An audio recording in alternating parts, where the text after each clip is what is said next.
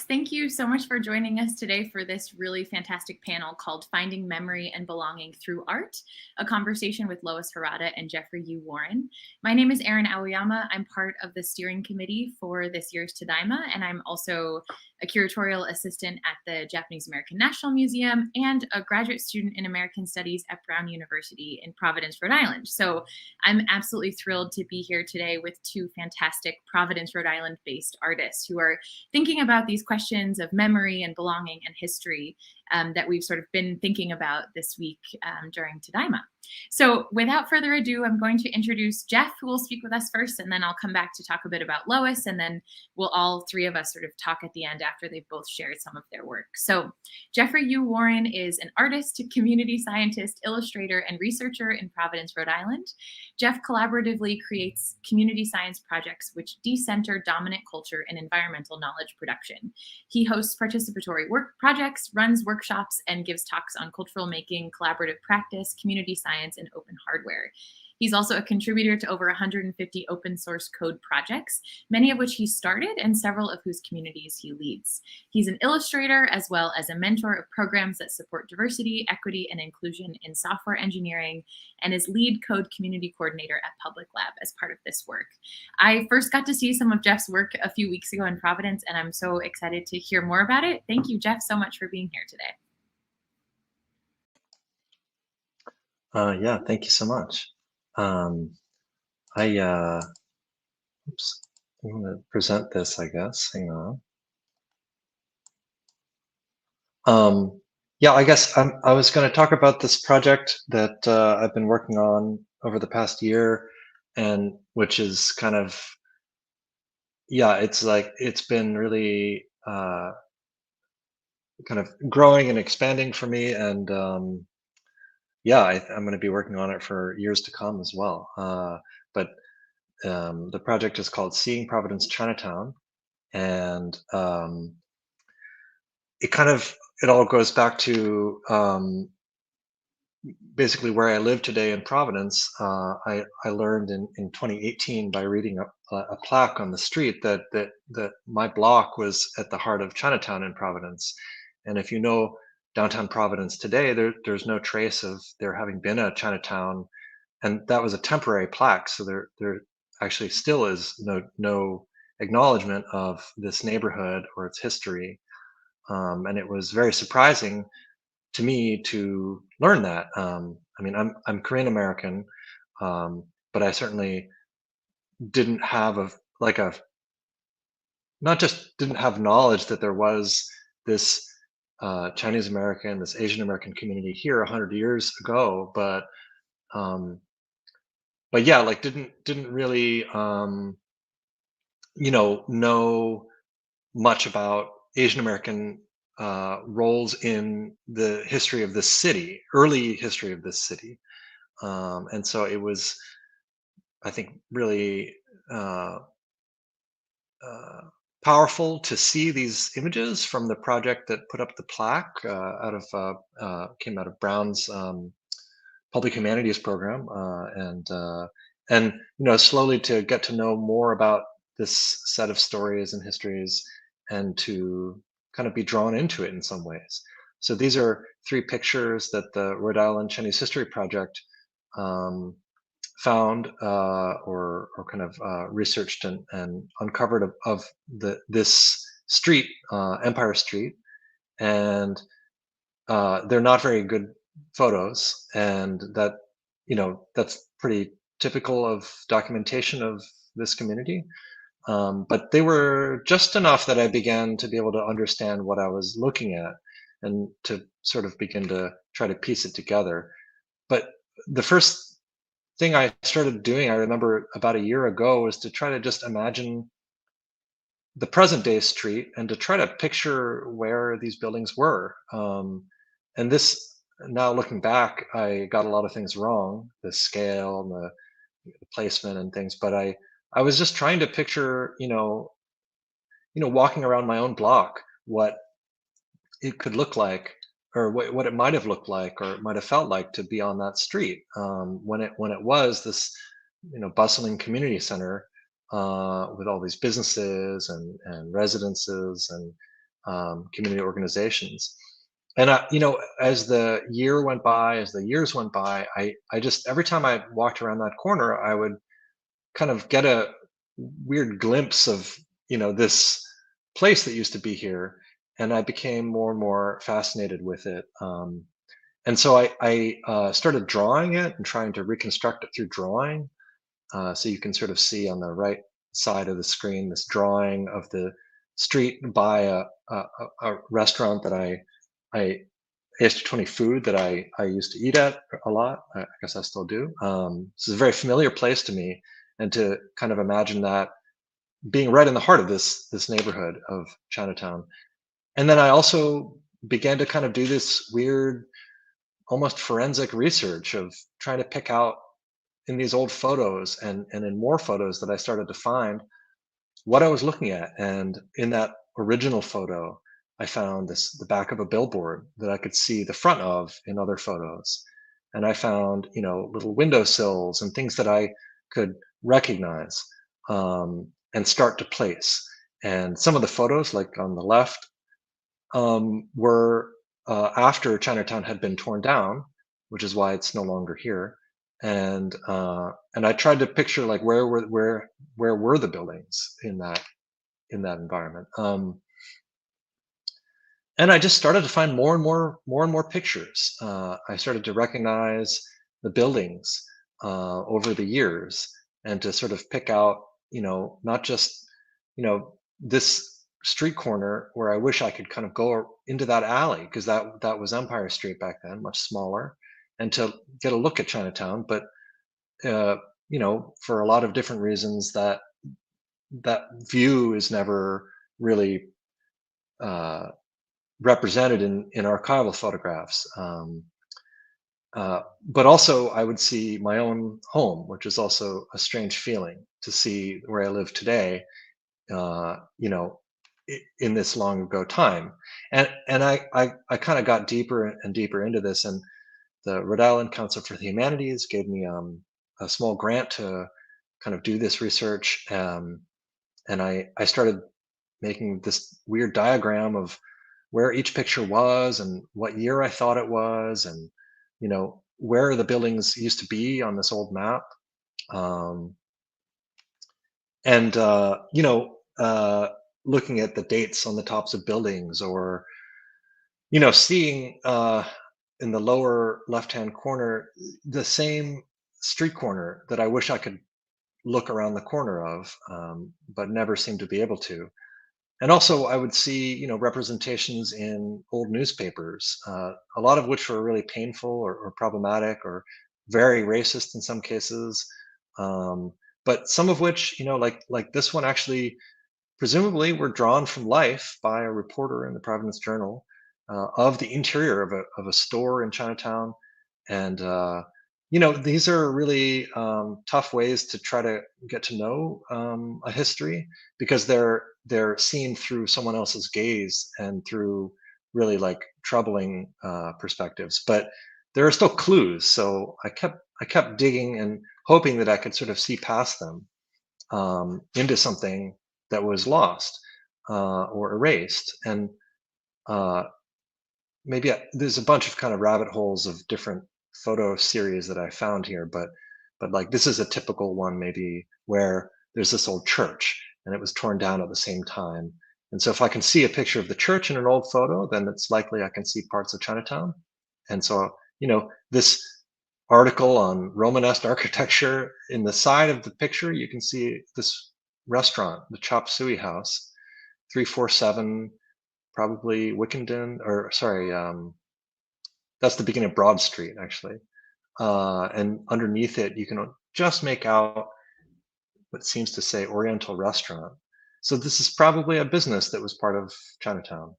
And that kind of clue, or like searching in old newspaper advertisements for different, restaurants and their addresses, those sorts of clues would start to pull this all together. And y- you a lot of times it was really awful. Like I spent maybe 2 whole weeks reading just terrible articles that just were talking about how, you know criminal activities were happening here, and just painting this terrible picture of Chinatown that really, was colored by racist views of the period. But just trying to get any little clues that I could of who lived here and what their lives were like.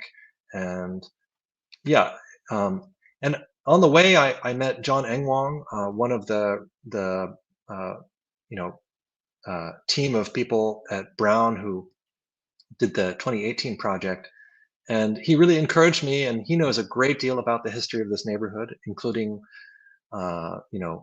personally knowing descendants of the community that lived here. And so we started digging in the Brown libraries and finding original newspapers and really sort of expanding the search in different ways. So a lot of these photos are scans of those original newspapers. Um, and this is a picture of Chinatown having just been torn down, but you can see a few buildings in right in the middle of the screen where there are some shop fronts that according to other articles, were Chinese run shops and lodgings. And I slowly started to try to stretch them onto old maps and try to understand which building went where. And I guess because my background as an undergraduate was in architecture, and I'm really interested in spaces and what spaces look like and feel like. I really had this. I began to have this idea that I wanted to try to make a model of what the neighborhood looked like, so that I and other Asian Americans in Providence could kind of look around this neighborhood, not just in the specific angles and moments that were recorded in the journal or in old photos, but to kind of walk around it ourselves and have a feeling of being there in some way. And so I started to do this sort of, clipping and stretching and making what weren't very precise, or high resolution models, but started to give a sense of, the feeling of walking on that street. And it's strange because a lot of the images are these really low quality newspaper images, but that kind of, in some ways, like spoke to the erasure that is actually kind of worked into the archival materials themselves. This is the best image of this building that is available, and so that's what I have to work with, and that's what we have to look at. um, and I think that gets at how this is really a project that's, uh, it's not as much focused on formal history or precise, dates and facts, but because of erasure, because of what are gaps in the archive, but also because of what's important about um, what should be remembered about this community and maybe how this community would like to have been remembered. It's more focused on memory, and um, I guess I start to think about it more as a project about being, not telling, and to think a lot about for who I'm doing this work. I mean, for myself, for the descendants of this community, for the broader Asian American community in the city. Um, I mean, you can get a sense of the work of going through these old articles, and there are a lot of painful imagery and things like that, but there were just so many names and specifics, and I spent a lot of time trying to remember and record people's names, where they lived or worked, what their professions were, and things like that. And it really was a lot of kind of digging through and compiling. And I wanted to note that there have been a lot of Black American scholars and artists who have thought about how hard it is to understand histories through trauma and through um, specifically how numerical or kind of like spreadsheet based research doesn't doesn't center the humanistic, the more important um, parts of people's lives in the past. And in fact, it's like the opposite. That most of the newspaper articles that I was looking through were about police raids and oppressive police tactics against this neighborhood. So it kind of paints this criminal picture of the neighborhood where that's not really what I am trying to understand about this community at all. Um, I mean, not just that they're not a criminal community, but that um, to try not to understand this community through the pain inflicted upon it. Um, and so these rare glimpses of kitchens or restaurants or portraits were really precious to me because, you know, well, I love cooking, and a kitchen, even a messy kitchen, is a kind of a very personal place. I feel like, and so occasionally you would get glimpses of that kind. Um, I'm going to move a little faster because I don't have as much time to go through every detail. But what I'll kind of show is some of the process of taking some of the building surfaces and trying to make these buildings in 3D, and then how they slowly started to come together. And I wanted to show, part of what I've been working on is also not just having this sort of stale 3D model, but to think about moments, like what are important or precious moments in my own memory, and what are the sort of emotional tone of those memories. I think it's very different to remember a neighborhood, say during a snowstorm or around sunset or on a really hot day. And those are the memories that stick out in our minds. And so I spent a lot of time as this model came together thinking about the emotional tone of this place as a place that we could visit, as a place that we could get a glimpse of. And it may not be very accurate, but there's some part of that still recoverable or still reconstructible. um, as I continued, a lot of other photos surfaced. Like people would write to me saying, "Oh, I have photos of this building or that building," and I got new glimpses of it, of the alleys around this neighborhood, and I also met new people who kind of became collaborators of sorts. Irene Luke Hope is a archivist at Beneficent Church and a descendant of the community that lived in Chinatown. And it's been really wonderful to meet people and share photos and to, you know, embark on this kind of project in a community and with a community as well.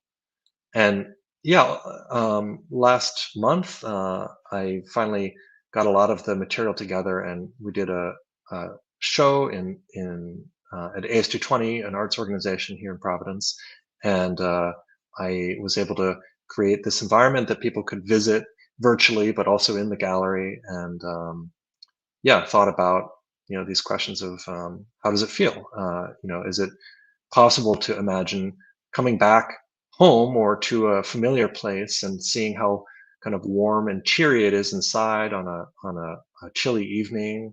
Um, the perspective of looking out the window onto the street uh, when uh, the uh, the the archival photographs are almost always from the street looking at the buildings and not really seeing what's inside, or maybe not caring. But by contrast, you can go to what would have been a bedroom window and look down on the street and maybe get a glimpse of what it would have looked like on a rainy evening. Um, looking out at shops that you were familiar with, or what have you.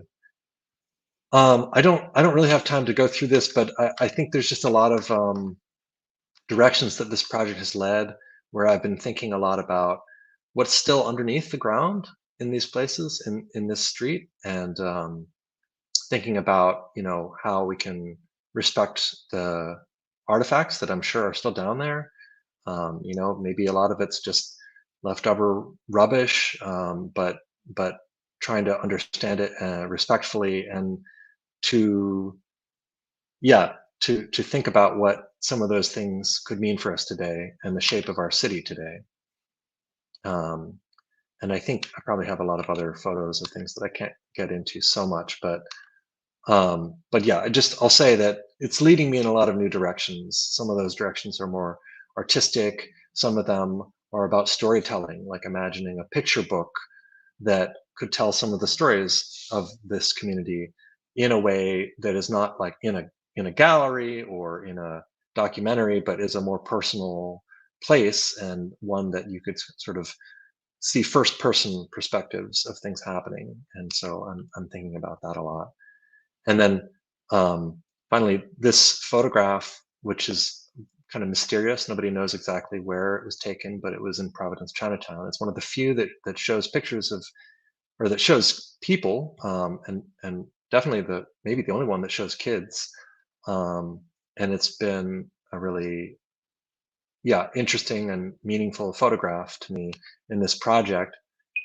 And that's my timer. I'll just say that one of the directions this project has led me is to try to think about old photographs, even apart from this project, as places that can be remembered and, in a sense, like visited.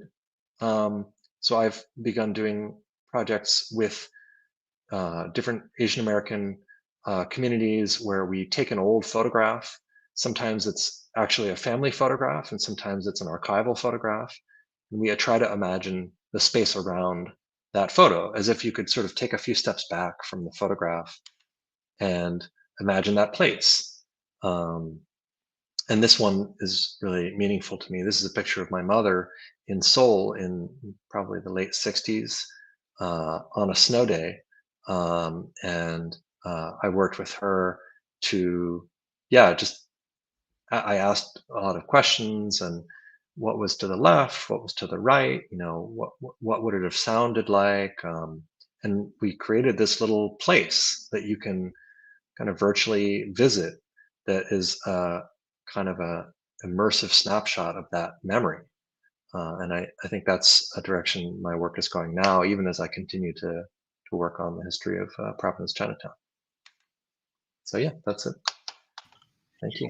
Thank you so much, Jeff. It's so cool to hear you talk about this work, and I have so many questions, especially about the soil project. I want to come back to that and these kind of memories. Yeah, sorry to breeze through that. No, it's leaving things for Q&A, but I think especially for our audience here, there's another sort of community project that happened recently around soil and within American community memory and history work. So it'd be really interesting. But thank you so much. We'll see you again during the Q&A. So folks, if you have questions or want to hear Jeff talk more, please throw those in the chat and we'll come back to them. And now it's my absolute pleasure to introduce Lois Harada, someone who I've fangirled over on Instagram for years and finally got to meet in person recently. Lois is an artist and printmaker working also here in Providence, Rhode Island. Lois studied printmaking at the Rhode Island School of Design, or RISD, and then stayed in Providence after she graduated in 2010, and now works at DWRI Letterpress, which is a commercial letterpress print shop where she also prints her own work. And I think we'll probably hear more about this, but Lois uses text and the medium of the poster to tell her family's story of incarceration. Her paternal grandmother was incarcerated at Poston, Arizona from 1942 to 1945. So Lois takes a lot of inspiration from propaganda printed and distributed by the US government and prints with type and equipment that's similar to what would have created those original works. So really excited to hear more about your work, Lois, and what you're up to. And just thank you so much for being here. It's really a pleasure. Thanks, Erin, and it's great to be with everyone today. I really enjoyed seeing Jeff's presentation too. So Jeff, I have some questions. So as Erin mentioned, a lot of my work revolves around the history of Japanese American incarceration, and that's really inspired by my paternal grandmother's experience. And she's here in this photo on a date with my grandfather. I think this was before they were married. And I just love this photograph because I didn't really see her ever in this kind of younger state. And it's a nice place for me to start for a talk because so much of the work is about her and her experience. When I was a lot younger, and this is a very common experience, she never really wanted to talk about this experience. And my dad, in fact, learned about the history of Japanese American incarceration in a history class in 10th grade. And he came home with that knowledge and asked my grandmother, he said, "Did you know what they did to Japanese people?" And she said, "Yeah, it was a pretty bad deal." So that's really the level of reticence that she had about talking about her experience, because her goal, and I think this was very, very similar with a lot of other people who experience this, was to Americanize as soon as possible after leaving the camp. So that meant sort of leaving that history behind. So as Erin mentioned, I use a lot of propaganda and things that were printed by the government announcing the start of incarceration to sort of inspire my work. So these posters are probably pretty familiar to folks in terms of, the history of incarceration. So by taking the kind of text out of context for these pieces, it's been a starting place for a lot of my print work. So these posters are from 2017, and they're using wood type and cast metal type that I have at the print shop that I work at, which is DWRA Letterpress in Providence. And I'll say too, I'm originally from Salt Lake City, where I feel like the Japanese American community is a lot larger. And so, the history is much more well known. Whereas on the East Coast, I find that I'm often trying to show work, make work, but also kind of educate and bring people into that history as well. It just seems a little less well touched upon on the East Coast, and in Providence in particular, at least to me.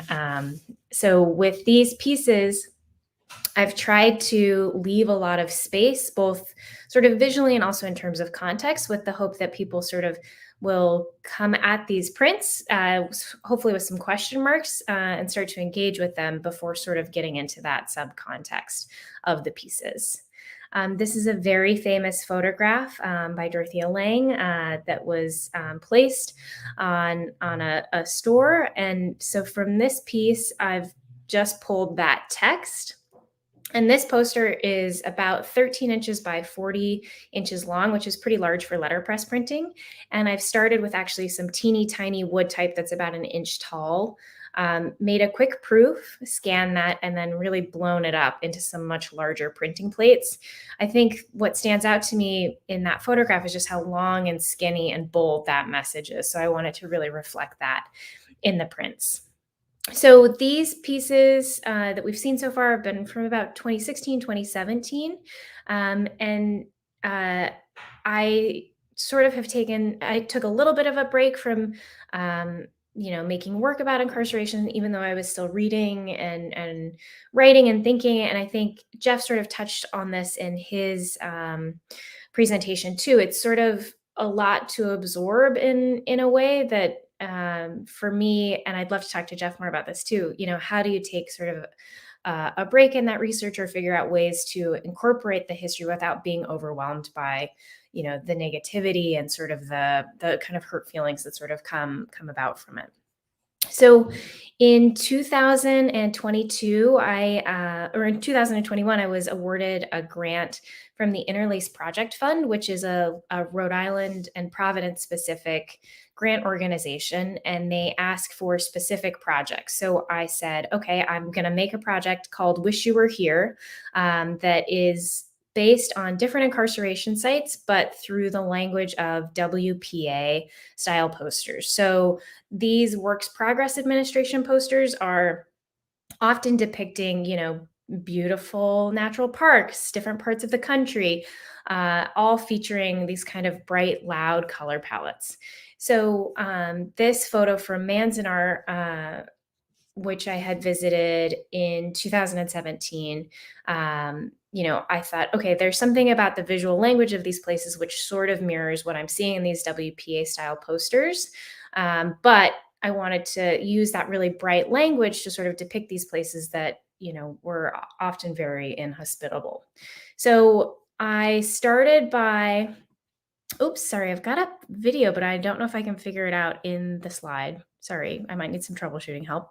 But the video is just me cutting out these letters that you can see on the left side, and they're based in off of those WPA style posters. And with that lettering, I started to also look back at the Library of Congress archive, lots of different photo sources of kind of pictures from daily camp life to sort of understand what these places were. And so to me, it's the process of cutting out all of these different shapes that are then being scanned and digitized sort of helps me kind of, equate some of that labor with the process, if that makes sense. So it's sort of helping me process through the actual making of these pieces. So I picked 6 different sites to make these posters from, and these are all screen printed posters. So they're about 18 by 24 inches for the image area and 22 by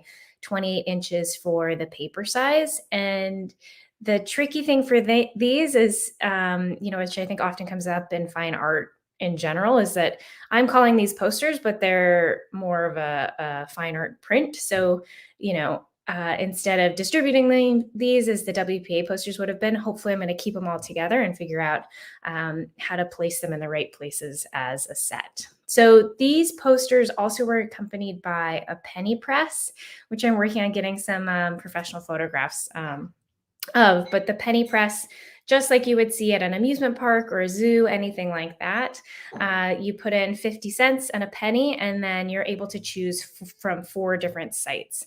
So I had a guard tower shape, the Manzanar Monument, the rose that just recently bloomed from Amatchi. So there are lots of different, again, ways to sort of connect with this history in a way that's a little unexpected. So these posters are so bright and poppy, but in a lot of ways, people might not recognize the context behind them, which to me is sort of an invitation then to talk about the history and my personal story too. I also do a lot of work with kind of the idea and the shape of the guard tower, and especially the shadow that it makes. So these photographs are from a residency that I had, and an earlier piece, basically sort of trying to understand the scale of the guard tower by making these forms that are actually much smaller out of, kind of household things. So these are mostly bamboo skewers and paper.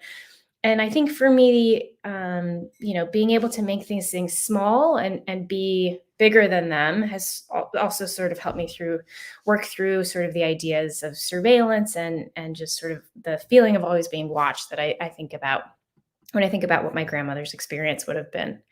And I'm also using sort of a silhouette spotlight to put these different shapes in different sort of dioramas that I can use to sketch from. And these 2 prints were created from sort of those shapes. So those shapes and those models. So on the left, where the towers are sort of upside down, I had a few different drawings with the towers upside down and sort of falling that I combined together to make an etching. And again, it's sort of putting them into a precarious position that they wouldn't normally ever be in, but it's sort of kind of spinning the idea of who's in charge and who's in the position of power with these guard towers. And then on the right, these barrack shapes are shaped etching plates, sort of with a drawn shadow of a tower on top that can also sort of feel like a net. So, as Erin mentioned earlier, in a lot of my work, I am really based in text, but the idea and character of these towers and these barrack forms and shadows often also play a lot into my work. So I think I'll pause there. Here is my contact info if anybody wants to reach out, but I'm sure we'll post it again later on. So I'm going to pause my slideshow and hopefully bring Jeff back. Oh, there's Erin. And Erin, yeah, we'll bring Jeff back too. Thank you so much, Lois. I was like frantically taking notes while both of you were talking and adding to my already quite long list of questions. And I know that you also probably both have things to talk about. And actually this panel idea came together from, Lois, I'd wanted to work with you on something. And then I went, Jeff, to go see your exhibit in Providence a few weeks ago. And you were like, do you know Lois? And I was like, we're going to all do something together and kind of have this Providence moment during Tadaima, which is really exciting to me. I think to think about like Asian American histories on the East Coast, which of course there are extensive Asian American histories all over the US and the world, and of course on the East Coast, but especially with Japanese American history, I think we don't often think about it. And so Lois, was excited to sort of just know that you're here. And also would maybe love to ask you to talk about your Rename Victory Day campaign as well, because I think that's just cool and interesting, and our audience would want to hear about it. But I guess to get us started, and then please feel free to sort of ask each other questions or comments or whatever. But I think both of you think about place and memory in your work and in your practice, and actually kind of specifically places that don't exist anymore or don't exist in the ways that you've sort of helped us to see them, which makes me think about that expression like "they're there" that Gertrude Stein uses to talk about Oakland. Like there's no "they're there" anymore. And then Tommy Orange in his novel about natives in Oakland talks about this like way of thinking about "they're there." So I'm wondering if you can each say more about how you encounter these places that you're presenting in your work, which you've both sort of touched on, and then maybe how the work that you've done has made you think differently about just like other places that you're encountering, whether that's in Providence or sort of other memory spaces. Has the work that you've done sort of shifted the way that you're encountering and approaching different sites too? Erin, that was a very thoughtful question that I feel like I had an answer to the first part and then got lost in the second part. So I'll talk a little bit and then maybe pass to Jeff and then we can come back to it. But I think for me, as you mentioned, places that aren't there, for me, it also applies to just places that I'm not able to visit. So I think I would love to go to more pilgrimages in person, but it is sort of tricky to figure that out in terms of scheduling and also travel and figuring those things out. But also for me, a lot of it has been about research and figuring out how to get to the places that have the documents that I need to see. And so during the pandemic, I wanted to visit Cornell to look at pamphlets that would have been given to folks as they left the camps. But I wasn't able to I didn't have the right credentials. It was COVID. So I ended up just downloading a really high resolution PDF of the pamphlet, reprinting it out, and then having that sort of to look at. So for me, in the making of the things is sort of my attempt to kind of understand the places that I can't be, even if they do still exist. But it's also a way for me to start to think about the way that memory can sort of soften what a place means, and sort of recreating it myself and what it looks like is a chance to sort of rewrite a little bit of it too, if that makes sense. It's a kind of a more permeable thing.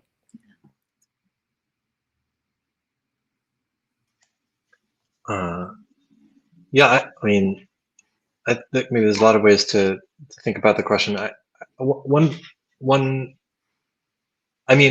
My experience of today of walking down Empire Street is very different than it used to be. And I have this weird experience a lot now of recognizing scenes in Providence from old photos instead of from my own memory, which is it's an odd way to recognize a place that is like where I live. Like I can look out the window and see a place from 1908. And in some ways it's more real in certain respects. I don't know. One thing is that because there are people, descendants of the community still living in the area, I've had a really wonderful opportunity to hear their stories, none of whom remember living like in the Providence Chinatown that was torn down in 1914, but many of whom remember the sort of next phase of Chinatown, which is across the highway in near Pine and Friendship Streets, and who tell stories of things. I mean, Ed Moy, whose family had a laundry on Broad Street, just a block from here, and grew up in the 40s and 50s in this area. And I think went to senior prom with Irene Luke Hope, which is a really great detail to learn of. But he says he remembers that a neighbor of his, I think his grandfather passed away, and he remembers as a young man, probably in the early 50s, finding in the man's apartment, old newspapers from 1916. And so there's this kind of sense that Ed has been carrying that memory, and people carry memories or family heirlooms or photos, and they can pass them on. And yeah, there's something special about how it's like it's carried in people more than it is in the archive. I Mhm. mean, in some sense, like you can search the archives as much as you want and not find really that much that's meaningful compared to a story someone can tell, or that's been passed down. So I think that's really valuable. Also, I think about things differently a lot today in the sense of what are present day communities and neighborhoods. I mean, strangely, for folks who know Providence, Westminster Street is like almost a Koreatown now. It's like Mhm. there's like 3 Korean restaurants and a Korean grocery, and I mean, I I guess I just wouldn't have thought about it in that way before. And maybe Korean Americans don't think about like, hey, we should like put up a plaque and say like, hey, this is Koreatown, like, or it's like Korea Corner or something. I don't know. And I've lived in neighborhoods like that in the past and didn't think about it in that way. I never thought like, you know what, this is a place. This isn't just a random assortment of businesses. Mhm. Um, so yeah, I think that's really important.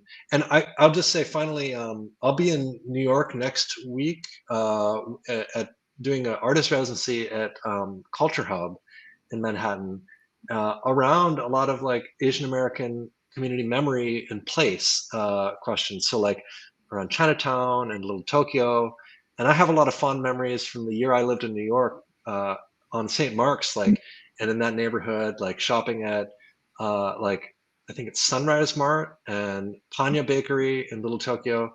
Those are places I think that have shut down or at least moved to other parts of the city.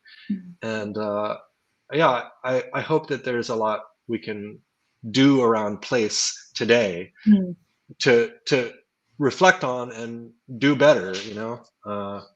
So that's certainly in my mind too.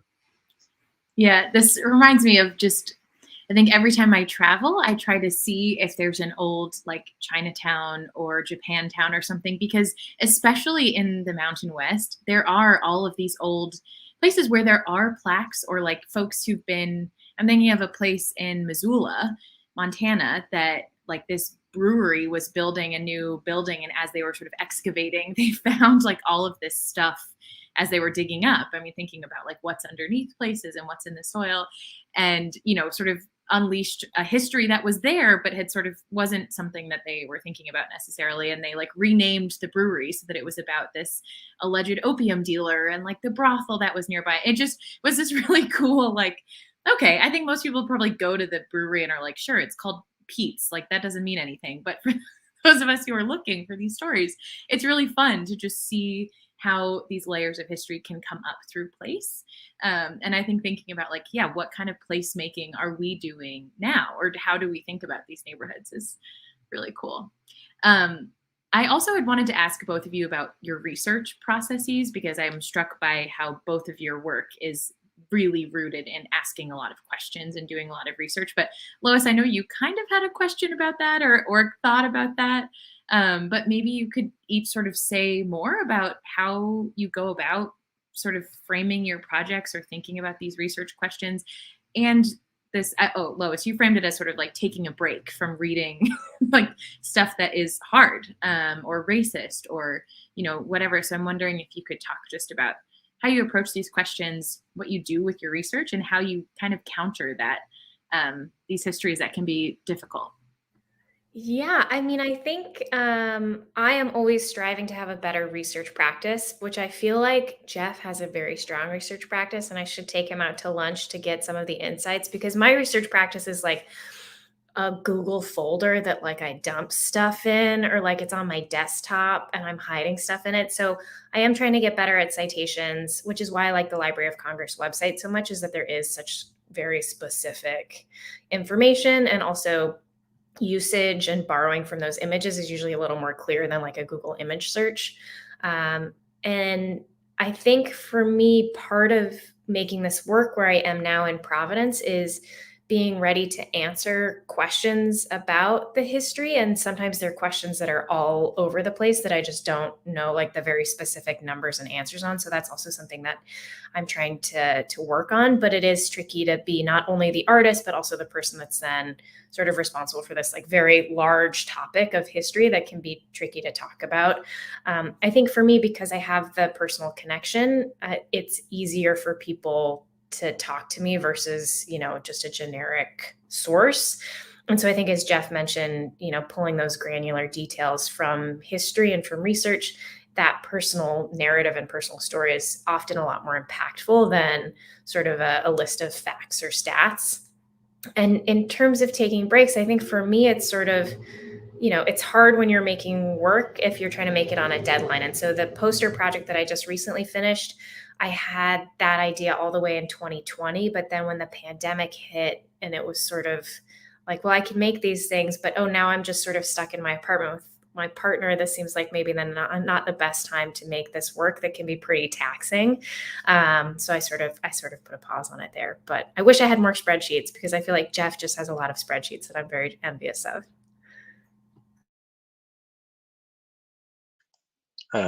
Yeah, the spreadsheet thing, the first time I started this work, I didn't do any of that, and I had the throw it in a folder approach.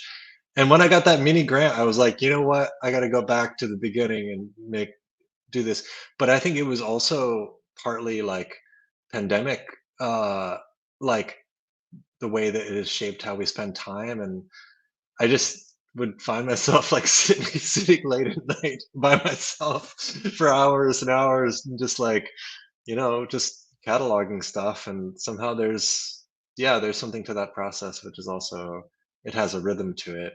Um, and yeah, and also somehow it just felt like building the foundation. There was something nice about that, like that, you're kind of have all this stuff, and you know, but maybe the counterpoint is that you have this idea that you can do a complete search, and it's not true. It's just not true that you can do a complete search, and you'll always find more stuff later, or someone will say something, or you always piece it together more later.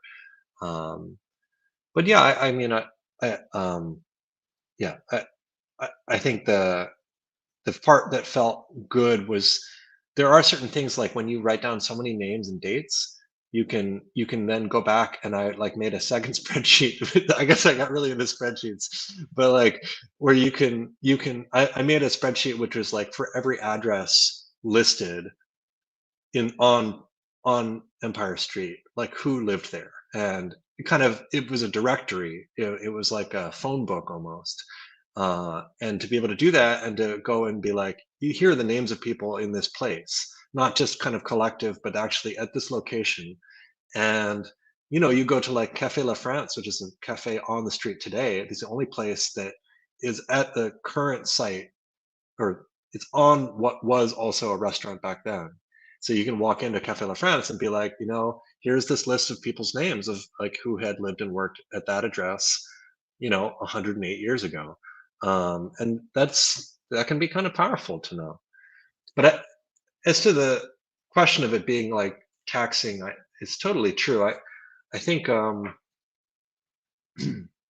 think that I think a lot about who the project is for, right? Because the thing about it being telling or not being about telling, it's like you can make a whole project, certainly, which is talking about all the wrongs and the ways that people were wronged. And that's important. That should be told. Someone has the responsibility to do that. And I'm not saying I totally don't have that responsibility, but maybe like the Providence Journal has that responsibility, since wrote so many terrible things about this community in the first place.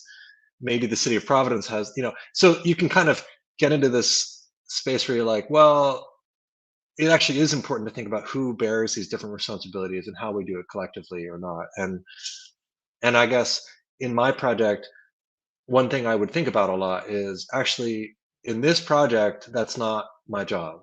Like, it's not my job to uh, remember specifically all the harms. It's important that it be done, but this project is actually about um, the experience of a place, the memories of a place, the stories of people, and who probably wouldn't want to be remembered just by what was done wrong to them. And yeah, it can't be the only. Obviously, everything lives in a community. The project has to live in a community of other projects and ideas too. But yeah, I mean, you can just also keep your mind in a place where you're like, I'm listening for the important things, and I don't have to carry the other stuff. It's not my sole responsibility to do so. Yeah, I actually really like the idea of the Providence Journal being responsible for some of that. Yeah. Or it's just an interesting way of thinking about like what it means to create art about history and memory and community. That I think is cool. I'm going to keep thinking about that. And Lois, it also makes me think about your Rename Victory Day project and work. So I'm wondering if you could talk a little bit about that. Also, keeping in mind that a lot of our audience probably doesn't know the context. So, yeah.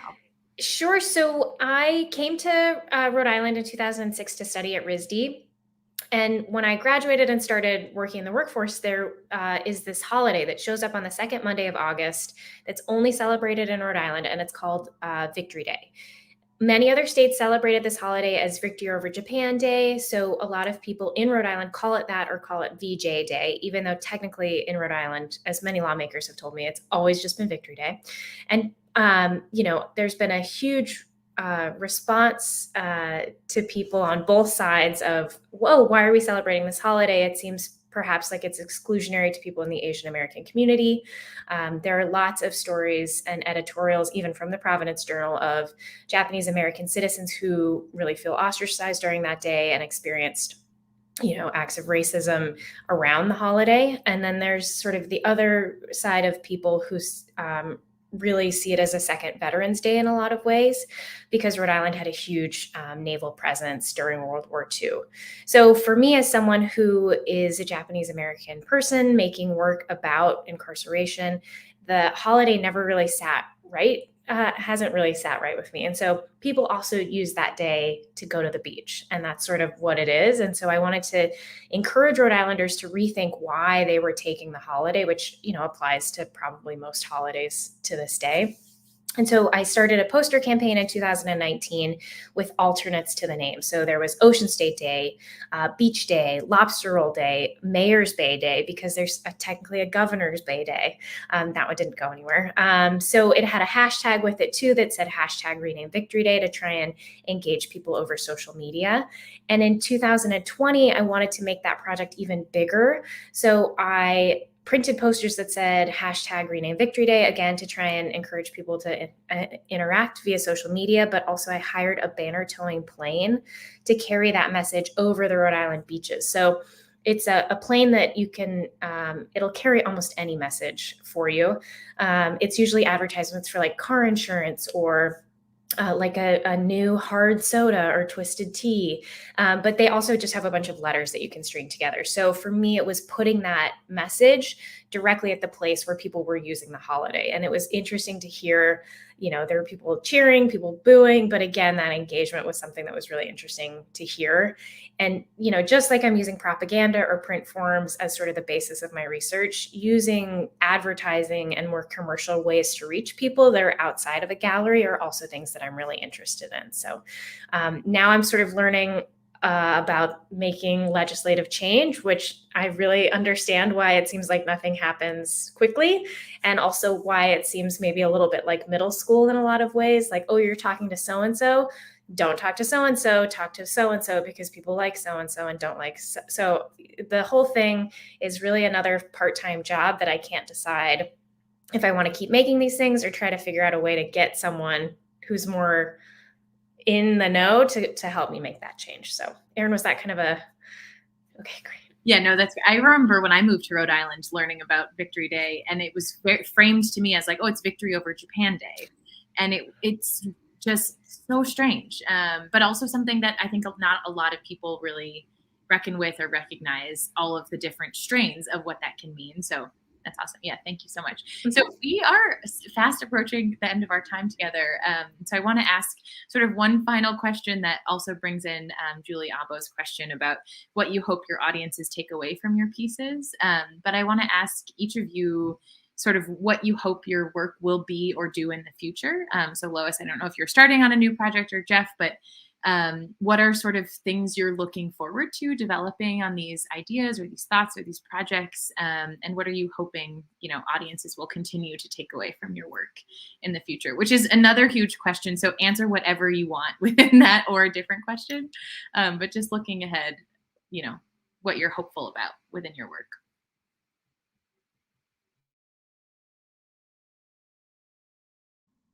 Jeff, take it away. Yeah, that's a tough question. um, yeah, I mean, maybe I guess I've said I think that the sort of primary audiences are descendants of the the Chinatown community and other Asian Americans who live in this area today. And I hope people maybe like myself start to think differently about uh, the longer history of like Asian Americans in this in this place um, uh, and maybe that gets at like kind of feelings of belonging or of kind of uh, you know uh, yeah, just thinking about history differently because it is a place that you're related to in some way, as opposed to that are only here in the present or something like that. But I think that's also complex. That contains some multitudes, of course. And then I also maybe would like I've started to think about the past as a place that can be kind of um, visited, like in a way. And I think that's a healthy way to think about the past. I think it's healthier than thinking about it as like a timeline or as something that happened to other people, and yeah, like if you can imagine yourself in a place, uh, and I don't totally mean in just a positive way either. I mean, I think that there's a lot of power in having a personal relationship to the past. And that means like not just on paper, not just in words, but also like kind of immersively, the feeling of being somewhere. So I think there's a lot of power in that.